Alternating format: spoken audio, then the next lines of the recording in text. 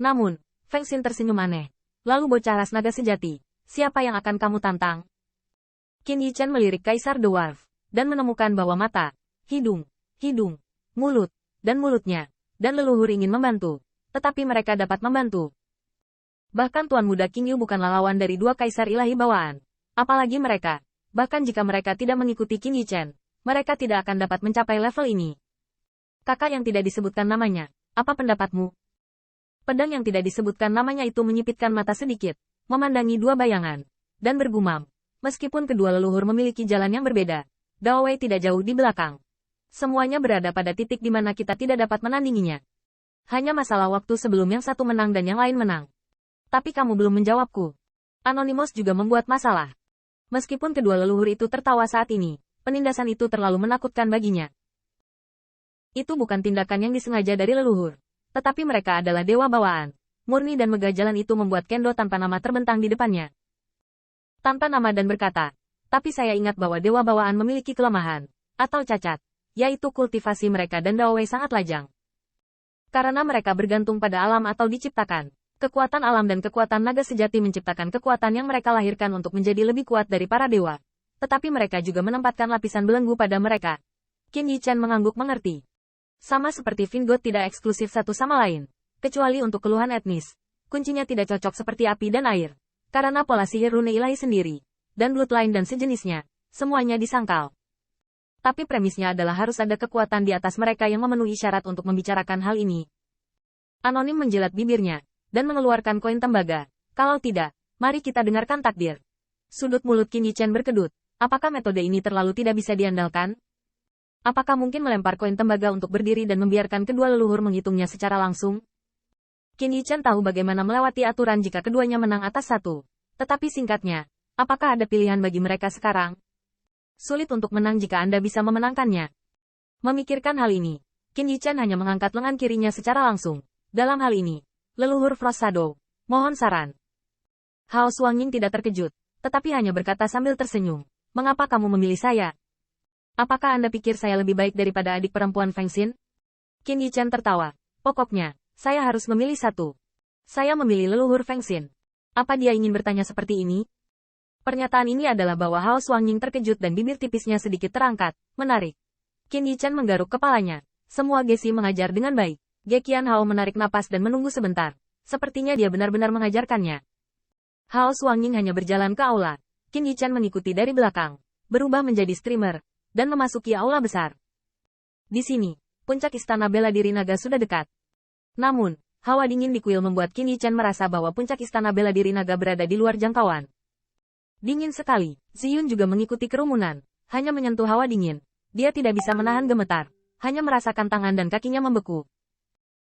Ketahuilah bahwa dengan realem mereka, bahkan jika mereka terkubur di gua es 10.000 li, mereka hanya akan merasa bahwa mereka menghindari panas. Satu-satunya yang tidak berubah di tempat kejadian mungkin adalah palu Gekian. Bahkan Feng Xin terbang dari kuil lain. Tetapi ketika menghadapi hawa dingin, dia tidak bisa menahan cemberut. Feng Xin tidak merasa kedinginan. Tetapi hawa dingin menyentuh rambutnya. Dan suara es dan api tertahan. Dan udara panas menerpa. Sehingga Ziyun yang semakin dekat tiba-tiba menyadari apa yang disebut es dan api. Hari. Hao Suangying melihatnya.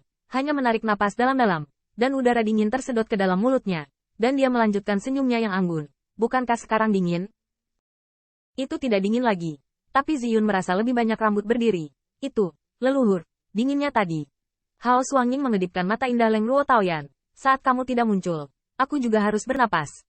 Miliknya, Ziyun menarik napas. Tidak heran. Menggigil itu sebenarnya hanyalah nafas leluhur Frost Shadow tadi. Gigi Baichang dan yang lainnya bahkan lebih gemetar. Sebelum penantang menanamkan kekuatan ilahi, Hao Suangying dan Kaisar Naga lainnya secara alami tidak mempertahankan alam puncak selama hidup mereka. Tetapi hanya alam Dewa Dao itu saja.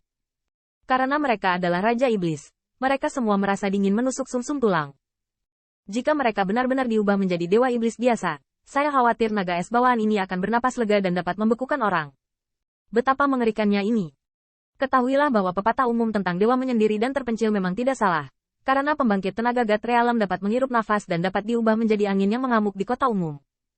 Namun, Hao Suangying mengembuskan napas, bukan vulgar beku atau dewa emas, tetapi pembangkit tenaga listrik Divine Dao biasa yang membeku di wilayah yang sama. Kakak Qin, berapa kali aku harus kalah kali ini? Saya pikir Anda harus bertanya, bisakah saudara Qin masih menang? Qin Yichen juga menggigil. Hanya dengan mendekati leluhur ini, dia merasa bahwa dia akan membeku. Tidak hanya tubuh berdaging, lautan kesadaran, termasuk hati ilahi. Leluhur, tolong beritahu saya. Qin Yichen mengepalkan tinjunya, dan Hao Suangying tersenyum ringan. Dengan sangat sederhana, kalau begitu ini awalnya. Saat berikutnya, Qin Yichen baru saja menunjukkan longgang Ling Tianbu. Kali ini, Hao Suangying tidak mengejarnya secara langsung seperti lelaki tua Longni. Dia tidak bersembunyi. Dia melihat dahi putihnya, seperti kristal naga timbangan bersinar. Pada saat itu, langit dan bumi tampak membeku dalam salju, dan bahkan banyak kaisar naga yang berdiri di luar menonton hanya merasakan sepotong es dan salju, menghalangi pandangan mereka. Menggunakan mata Dewa Naga sejati, itu hanya pantas untuk dilihat. Tetapi semua kaisar naga memiliki wajah yang bermartabat, karena bukan kekuatan ilahi mereka yang sombong. Tetapi Hao Suangying tidak menargetkan mereka. Dan di kuil, siluet ramping Qin Yichen tiba-tiba muncul. Bahkan dia tidak bisa menahan diri untuk berdiri di tempat, tangannya meringkuk di dadanya, dingin. Dingin seperti ini tidak terbatas pada suhu rendah yang tiba-tiba. Es sisik naga berkilat, memantulkan kedalaman jiwa seseorang, membuat kekuatan sucinya, hukum Dao ilahi, dan bahkan semangat bertarungnya yang tinggi tampak tertutup oleh es dan salju. Menggigil Qin Yichen belum turun, dan dia melihat bayangan biru dan putih yang indah berkedip. Telapak tangan Hao Suangying yang dipadatkan dengan embun beku dan meledak ke dalam hatinya. Peng! Qin Yichen terbang terbalik, dan sebelum dia mendarat, dia mendengar tawa ringan Hao Suangying. Pada saat itu, jika kamu berada di medan perang, kamu sudah mati. Qin Yichen gemetar, mengetahui bahwa leluhur Frost Shadow tidak salah, tetapi juga menyadari kekuatan pihak lain. Segala sesuatu yang membekukannya hanyalah dampak dari semangat juang yang dibekukan, yang membuat semangat juangnya kabur dan semangat juangnya hilang. Rasa sakit dan dingin bersama-sama menghilangkan rasa sakit dan membuatnya tumpul. Tidak ada godaan sama sekali. Mata Qin Yichen berkedip. Setiap kali dia dan nenek moyang Frost Shadow bertemu, ada kemungkinan kekalahan, apalagi godaan. Sekarang, dia hanya ingin meledakkan semua kekuatannya.